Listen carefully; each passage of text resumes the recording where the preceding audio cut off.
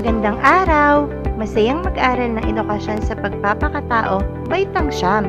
Tayo ay nasa ika-6 na linggo ng ikalawang markahan, na kung saan napatutunayan na ang pakikilahok at volunteerismo ng bawat mamamayan sa mga gawaing pampamayanan, panlipunan o bansa ay batay sa kanyang talento, kakayahan at papel sa lipunan ay makakatulong sa pagkamit na kabutihang panlahat.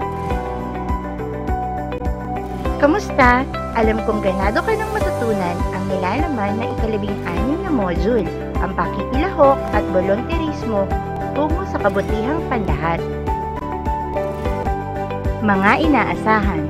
Sa araling ito, inaasahang malalaman at mauunawaan ang mga sumusunod. Una, na ipakikilala ang pagkakatulad at pagkakaiba ng pakikilahok at volunteerismo upang mas makamit ang tunay na layunin na kabutihang panlahat. Pangalawa, na ipauunawa sa mga mag-aaral na ang pakikilahok at volunteerismo ay nakatutulong sa kaganapan ng pagkatao at paraan ng paglilingkod sa kapwa at sa Diyos. At pangatlo, nakikibahagi sa pagsasabuhay ng pakikilahok at volunteerismo sa kasalukuyang kalagayan ng ating bansa sa panahon ng paglaganap ng pandemya.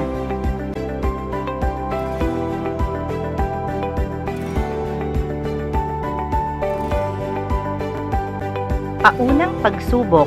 Kilalanin ang mga sumusunod na kahulugan. Isulat sa kahon ang kasagutan. Una, tungkulin na kailangang isakatuparan ng lahat na mayroong kamalayan at pananagutan tungo sa kabutihang panlahat.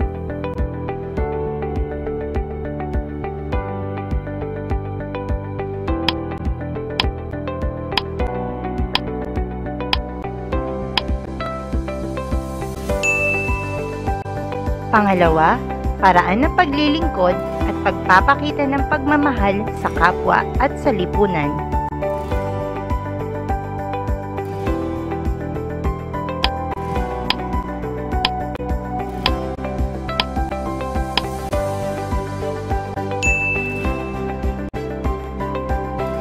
Pangatlo, nagsisilbing daan upang mahalin ang kapwa gaya ng pagmamahal sa ating sarili.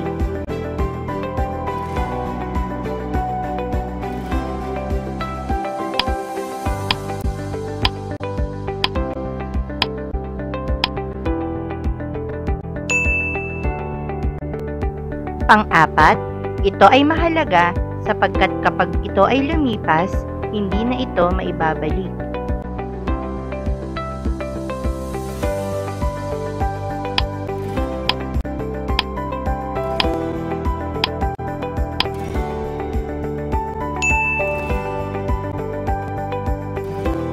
Pang-lima, espesyal na kagalingang ibinigay ng Diyos sa bawat tao.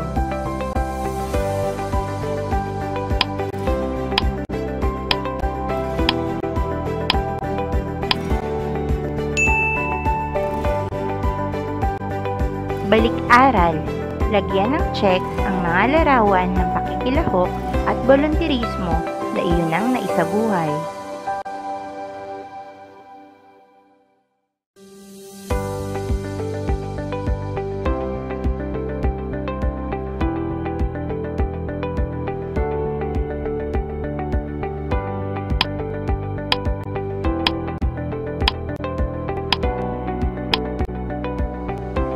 Alin sa mga larawan ang napili mo?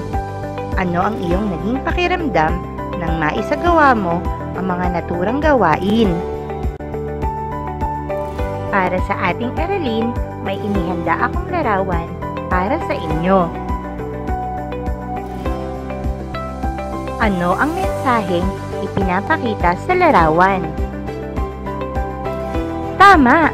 Walang mahirap na gawain katulad ng pagpapanatili ng kalinisan kung may partisipasyon, pagtutulungan, at pagkakaisa.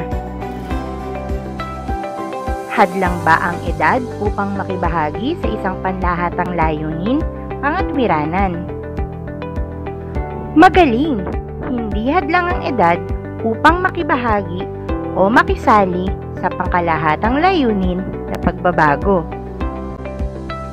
Ang dignidad ay nagmula sa salitang Latin na dignitas, na mula sa salitang dignus na nangangahulugang karapat-dapat o ang pagiging karapat-dapat. Ano man ang kanyang kulay, gulang, anyo o antas ng kailangan at kakayahan ay may dignidad.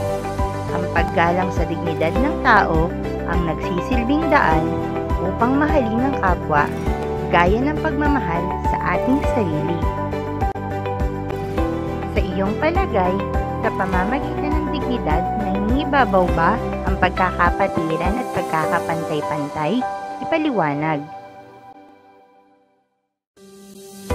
Oo, sa pamamagitan ng dignidad, nangingibabaw ang pagkakapatiran at pagkakapantay-pantay sapagkat nabibigyang diin ang paggalang sa bawat isa na siyang nagsisilbing daan upang mahalin natin ang ating kapwa gaya na pagmamahal natin sa ating sarili.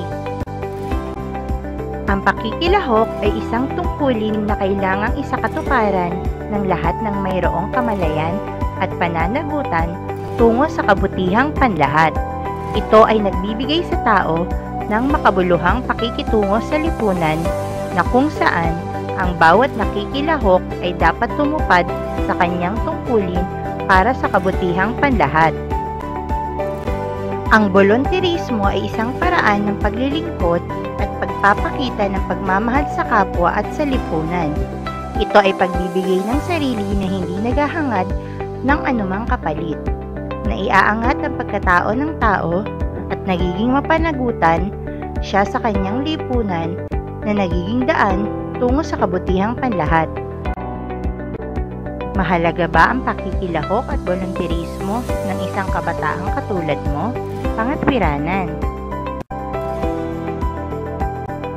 Mahalaga ang pakikilahok at bolunterismo sa isang batang katulad mo sapagkat napauunlad nito ang paggalang sa ating kapwa, pagtulong at pagmamalasakit sa pamamagitan ng mga tunay na karanasan. Sa pakikilahok, nagiging konsiderasyon ang personal na interes o tungkulin. Kailangan mong gawin dahil kung hindi, may mawawala sa iyo. Sa bolunterismo, kung hindi mo ito gagawin, hindi ka apektado. Yaong iba na hindi mo tinulungan. Kung ikaw man ay managot, ikaw ay mananagot sa iyong konsensya sapagkat hindi ka tumugon sa pangangailangan ng iyong kapwa. Hindi lahat ng pakikilahok ay may aspekto ng bolunterismo, pero lahat ng bolunterismo ay may pakikilahok. Ano ang pagkakaiba ng pakikilahok sa bolunterismo? Sa pakikilahok ay mayroong bahid ng personal na interes, samantalang sa bolunterismo ay pawang pagkukusa. Sa pakikilahok at bolunterismo, dapat makita ang tatlong T's. Una, panahon o time. Ang panahon ay mahalaga sapagkat kapag ito ay lumipas, hindi na ito may babalik. Pangalawa, talento o talent. Espesyal na kagalingang ibinibigay ng Diyos sa bawat tao. Iba-iba ang talento ng bawat isa. At pangatlo, kayamanan o treasure. Anumang bagay na may halaga, maaaring pera, mga mamahaling bato, ginto at iba pa. Ito ay maibabahagi kung nais nating tumulong sa iba.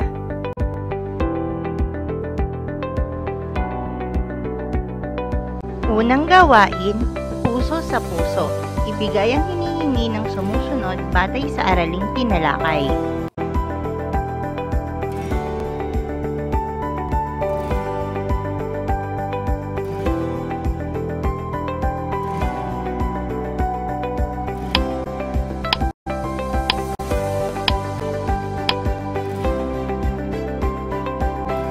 Naibigay mo ba ang mga kasagutan?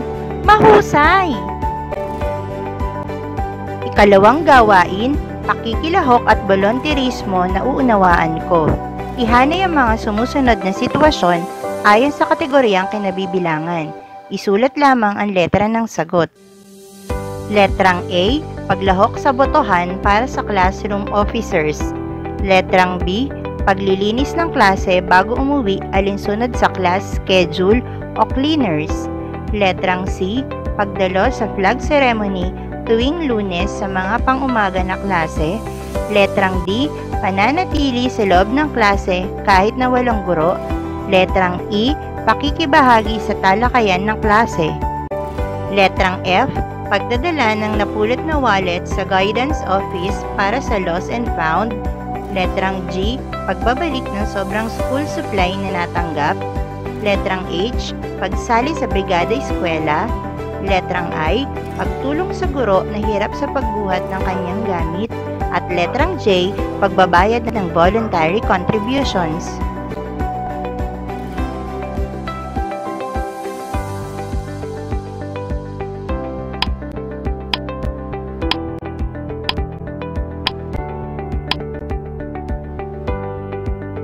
At ito ang kasagutan sa ikalawang gawain na pakikilahok at volunteerismo na uunawaan ko. Ikatlong gawain, ako para sa kaunlaran. Sa iyong palagay, ano-ano ang mga bagay na maaaring may tulong ng kabataang katulad mo sa bansa upang ito ay patuloy na umunlad? Magbigay ng 5 hakbang, iranggo mula 1 bilang pinakamahalaga hanggang 5 ayon sa kahalagahan ng bawat isa. Isulat ang dahilan sa pagpili ng pagraranggo. Ako ay nagbigay ng halimbawa para sa ikatlong gawain, at ito ay ang pag-aalaga sa aking nakababatang kapatid. Ito ay iniranggo ko bilang 1 sapagkat sa palagay ko na ito ay pinakamahalaga, at ang dahilan ay sa simpleng paraan ay nakakatulong ako sa aking mga magulang upang mabawasan ang kanilang pagod sa trabaho.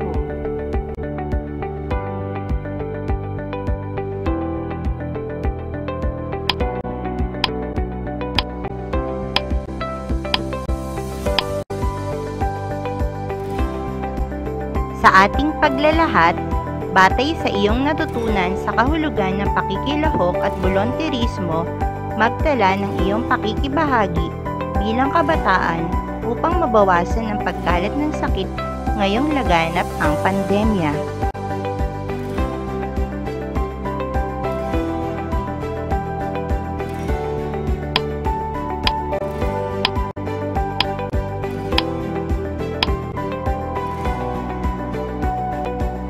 Para sa ating pagpapahalaga, ipaliwanag ang kahulugan ng sumusunod na pahayag at iugnay sa iyong sariling karanasan. Ang misyon mo ay ang baguhin ang sarili at hindi ang mundo.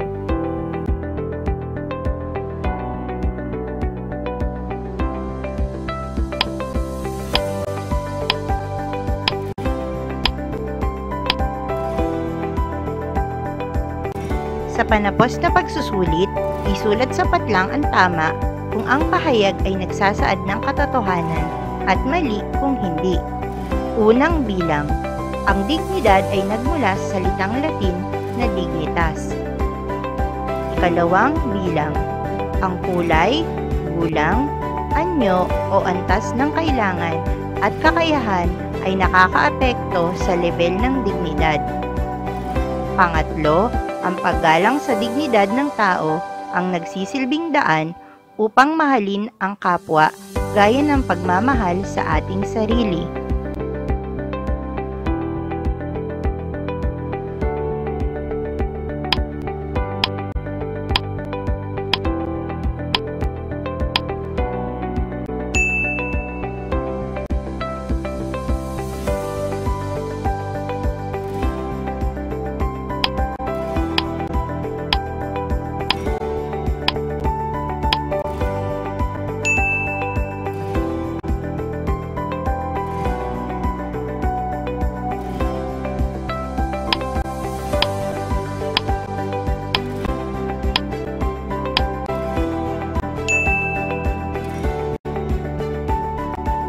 Ikaapat, ang pakikilahok ay isang obligasyon na kailangang isakatuparan ng lahat na mayroong kamalayan at pananagutan tungo sa kabutihang panlahat.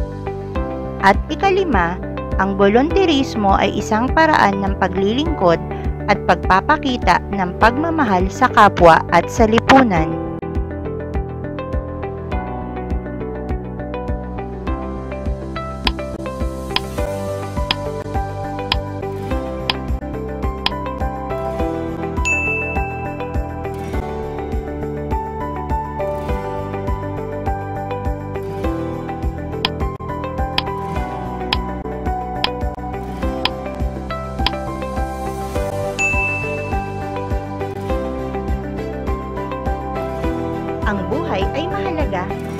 pagkakaingatan natin. Magagawa natin ito sa pagsisikap na manatili sa loob ng ating tahanan. At huwag kakalimutan ang palagi ang paghuhugas ng kamay. Hanggang sa muli, paalam!